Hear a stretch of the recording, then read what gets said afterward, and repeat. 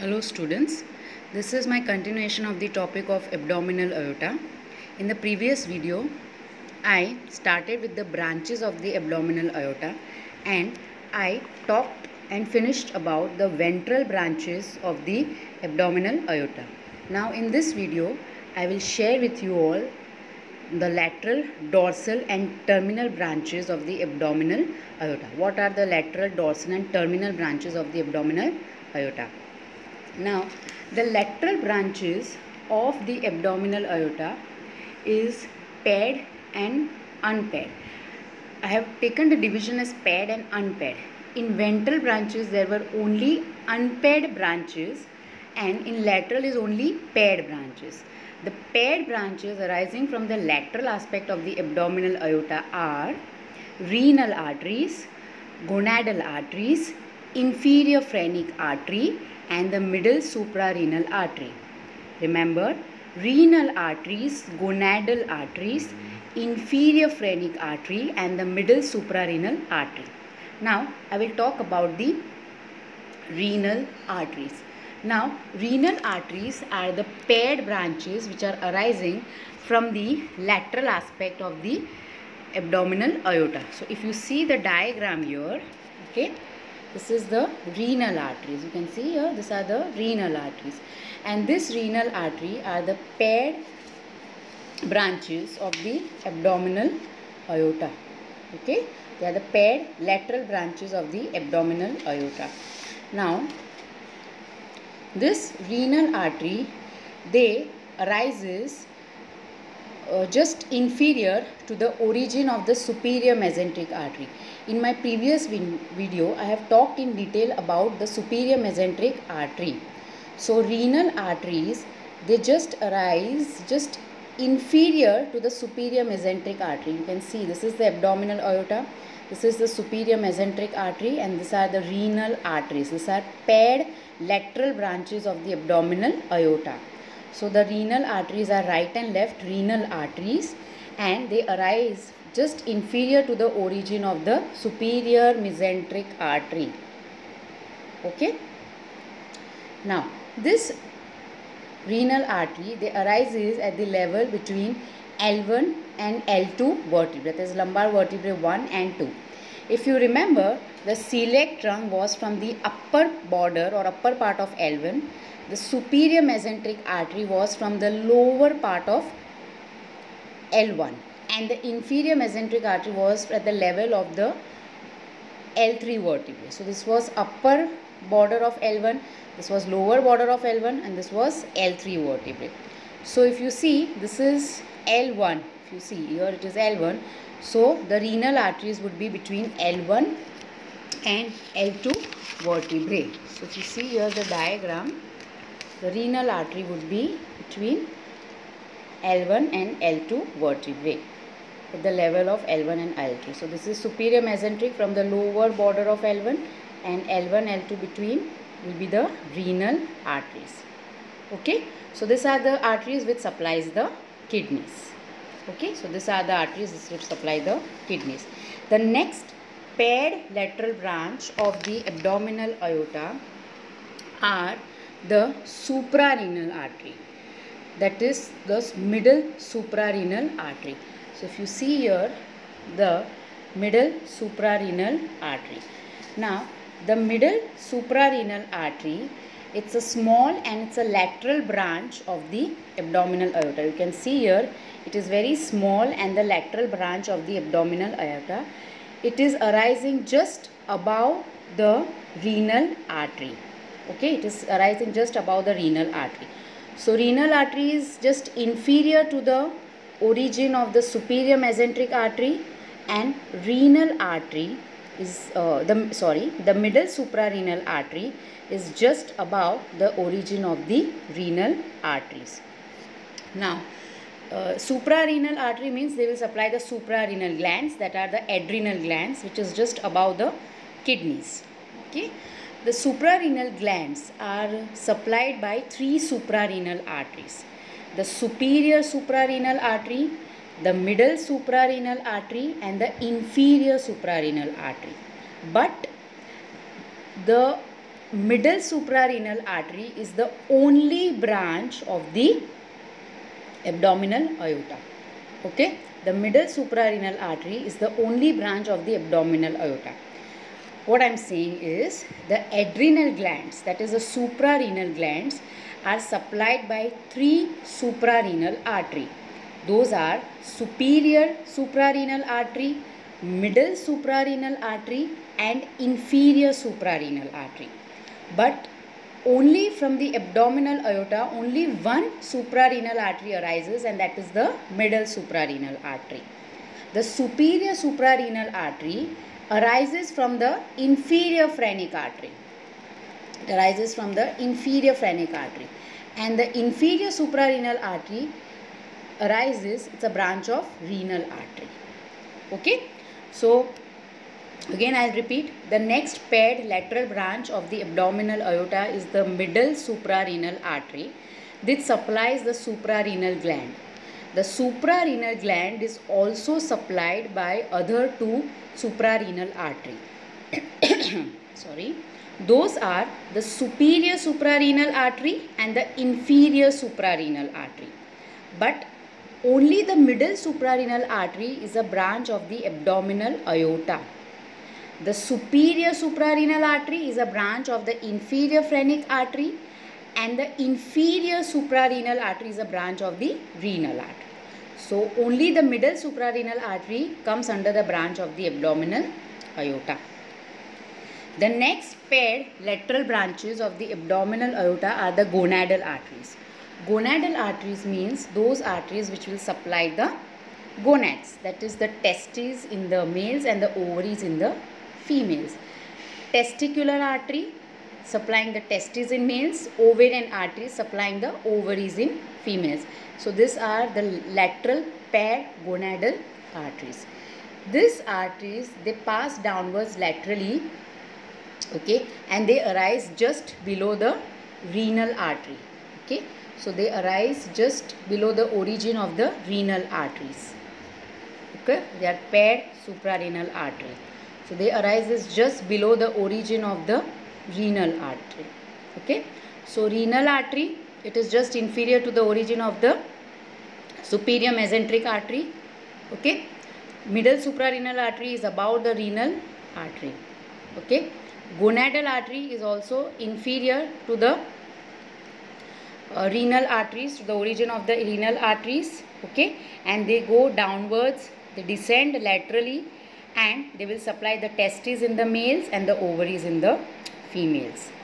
Okay, now the last paired branch, the last paired lateral branch of the abdominal aorta is the inferior phrenic artery.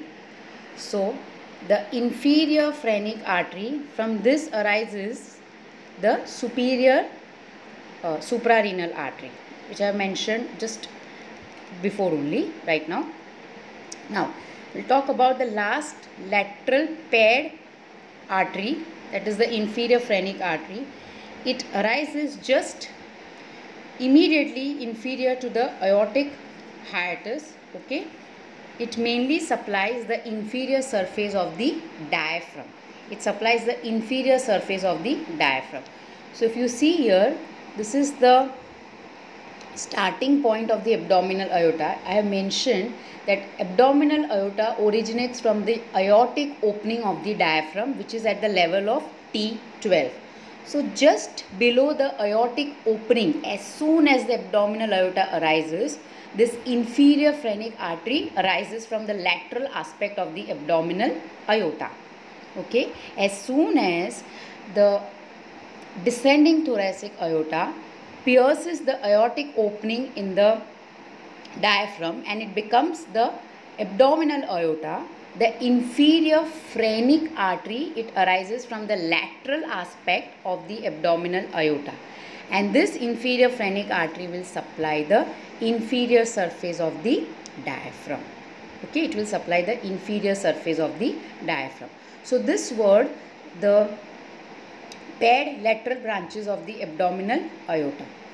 The next branches of the abdominal aorta is the dorsal branch. That is, the dorsal branch are the posterior branch of the abdominal aorta, which is lying posteriorly. So if you remember, I have shown you in the relations of the abdominal aorta, the posterior relations are L1 to L4 vertebrae and the lumbar arteries, the lumbar veins and the psoas major. So the paired dorsal branches, obviously they are arising from the posterior surface of the abdominal aorta, so it will definitely form the posterior relations of the abdominal aorta. So lumbar arteries and the median sacral artery. In dorsal branches there are paired and unpaired. The paired branches are the lumbar artery and the unpaired branch is the median sacral artery. So median sacral artery is unpaired and lumbar arteries are paired. Okay, now see here, this is the diagram. Okay, and see here, this is the diagram. Here. Now this is the posterior aspect of the abdominal aorta. Okay, scheme to show the posterior branches of the abdominal aorta. You can see 1, 2, 3, 4. Okay, these are the lumbar arteries. Okay, this is the median sacral artery which is unpaired, and this from the median sacral artery arises the fifth pair of the lumbar vertebrae. Okay, so there are 4 pairs of the lumbar arteries arising from the posterior surface of the abdominal aorta. It supplies the posterior abdominal wall and gives out segmental branches that supplies the spinal cord. So 1, 2, 3, 4 are the paired lumbar arteries arising from the posterior surface or the dorsal surface of the abdominal aorta. It supplies the posterior abdominal wall and it will give out many segmental branches which will supply the spinal cord.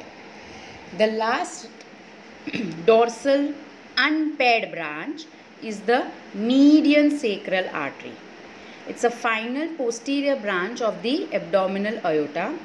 It arises from the posterior surface of the abdominal aorta, just superior to the bifurcation. Okay, so see, you can see the abdominal aorta is bifurcating into right and left common iliac. So those are the terminal branches. So just above the bifurcation of the abdominal aorta, this median sacral artery arises. It passes in the inferior direction, first over the anterior surface of the lower lumbar vertebrae and then to the anterior surface of the sacrum and coccyx and supply these structures. Okay, so you can see here. You can see here very properly in the diagram. These are the lumbar vertebrae, 1, 2, 3, 4, 5. This is the sacrum and down would be the coccyx. Okay, so median sacral artery is the last unpaired branch of the posterior surface of the abdominal aorta. It arises just above the bifurcation of the abdominal aorta. Okay, and it runs downwards, okay, in the inferior direction.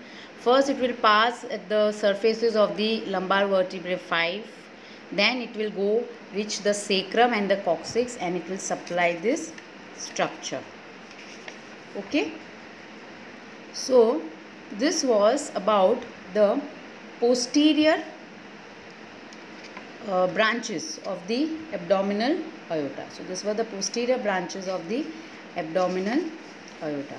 Now the terminal branches of the abdominal aorta are the right and left common iliac arteries.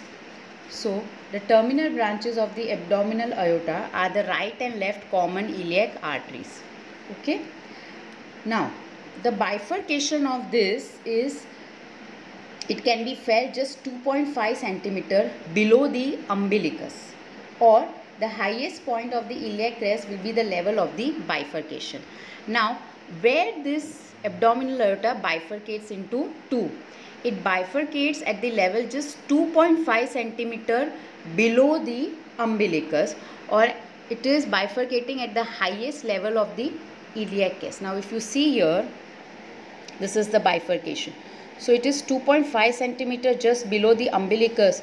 Now this is the sacrum, this is the iliac crest. These are the borders of the iliac crest. So if you draw an imaginary plane, the highest point of the iliac crest, if you draw here the imaginary plane, so this plane, in the center of this plane, imaginary plane, is the bifurcation, the level of bifurcation of the abdominal aorta. So this abdominal aorta, it bifurcates just 2.5 centimeter below the umbilicus, or when an imaginary plane is passed from the highest level of the iliac crest. When an imaginary plane is passed from the highest level of the iliac crest, okay, that is the level of bifurcation of the abdominal aorta. Okay, if you draw an imaginary from the highest level of the iliac crest, in the center, this is the bifurcation level of the abdominal aorta. So these are the branches of the abdominal aorta. Now, so we have done about the branches of the abdominal aorta in detail. I have taught you the branches of the abdominal aorta in detail, the relations of the abdominal aorta, anterior, posterior, right, left relations in my previous video, and the branches of the abdominal aorta is over. Now we'll talk about the applied anatomy of the abdominal aorta. What is the applied anatomy? Okay, first is the atheromatous plaques. You all know, because of this is an artery. So artery has elastic property. Okay, it has one layer which contains lot of elastic tissue. Okay, now because of this elasticity, the artery carry high amount of blood inside it. Also it can carry high amount of pressure. Okay, it can tolerate high amount of pressure in the blood, and aorta is the largest artery of the body which has to carry lot of pressure. Okay, because from the left ventricle the blood it is pumped out with lot of pressure into the abdominal aorta. So the walls of the arteries has to tolerate lot of pressure of the blood. Now what are atheromatous plaques? It is the deposition of certain cholesterol, proteins, calcium on the walls of the abdominal aorta. So this leads to formation of plaques. Okay, so now these plaques, they make the walls rough and reduce its lumen. So diameter, so this is the diameter of the abdominal aorta. So it is surrounded by the plaque. So the diameter is this, so it will narrow the diameter. The diameter, it becomes narrow. So what will happen? There is the blood has to pass with lot of pressure. Such changes takes place at the bifurcation of aorta and greatly reduce blood supply to the lower limbs. Now this atheromatous plaques, when it gets deposited, so the walls of the arteries, it becomes very rough, it loses its elasticity, and the diameter of the lumen is also reduced. So this happens, this plaques, it gets deposited at the bifurcation of the aorta. So when it occurs at the bifurcation of the aorta, okay, it will reduce the blood supply to the lower limb. So the patient will have lot of problem and pain when trying to walk. This condition is known as claudication. Okay, that condition where the patient has less amount of blood supply to the lower limbs, and when there is difficulty in walking, that condition is known as claudication. Okay, also lack of blood flow into the internal iliac arteries can lead to impotency. The bifurcation of the aorta could also be blocked by an emboli. So whenever there is internal iliac arteries, lack of blood in the internal iliac arteries, okay, it will lead to impotency. Okay, it will lead to impotency. Okay, now in suitable cases, blockage arising from these cases can be corrected by surgical techniques. Now to remove the blockage, surgical techniques are used. An operation for the removal of the thickened lining of the artery. To remove the thickened lining of the artery, the operation is known as end arterectomy. It is known as end arterectomy. And when it also involves the removal of the thrombus, it is called as thrombo end arterectomy. Okay. So when this blockage is treated surgically, and when only the thickened lining of an artery is operated or it is removed, that is known as end arterectomy. Only the lining, the plaques are removed from the walls of the artery. But along with the plaques, if the thrombus is also removed during operation, it is known as thromboenderectomy. Okay, thrombo and arterectomy. Okay, arterectomy. Okay. In some cases, segments of the aorta can be replaced or bypassed using grafts. So bypass is also done. One more condition which you have to remember are the aneurysms. Aneurysm means there is abnormal dilatation of the wall of the aorta. So the walls of the aorta, the entire wall of the aorta is abnormally dilated. So this is the normal diameter, it is dilated. Okay, it becomes dilated. So this is known as aneurysm. Okay, this occurs because of the weakening of the wall. Now the wall becomes weak, it loses its elasticity. So this is elasticity is loose, so it becomes very loose. Okay, elasticity is loose, so the walls will become very fragile and weak. Okay, and it will get dilated. Okay, because the elasticity is loosed. If you see a rubber, its elasticity is loosed, then it will become very weak. You know, you can see it is very loose. This way, if the elasticity is lost, the abdominal wall and the abdominal artery will become dilated. So that is known as aneurysm. So this aneurysm, it represents as an palpable pulsatile mass below the umbilicus. So this dilated abdominal aorta you can easily feel below the umbilicus. Why below the umbilicus? Because the bifurcation occurs 2.5 centimeter below the umbilicus. The terminal, that is the division of the abdominal aorta, it just arises below the umbilicus. So this pulsations you will able to feel below the umbilicus of the dilated wall of the aorta. This requires replacement with a graft. Okay, so remember claudication, embolus, impotency, okay, aneurysms, these are the important clinical aspect of the abdominal aorta. So with this we finishes the abdominal aorta. I'll take in the next video the next important topic of the posterior abdominal wall. Thank you, students.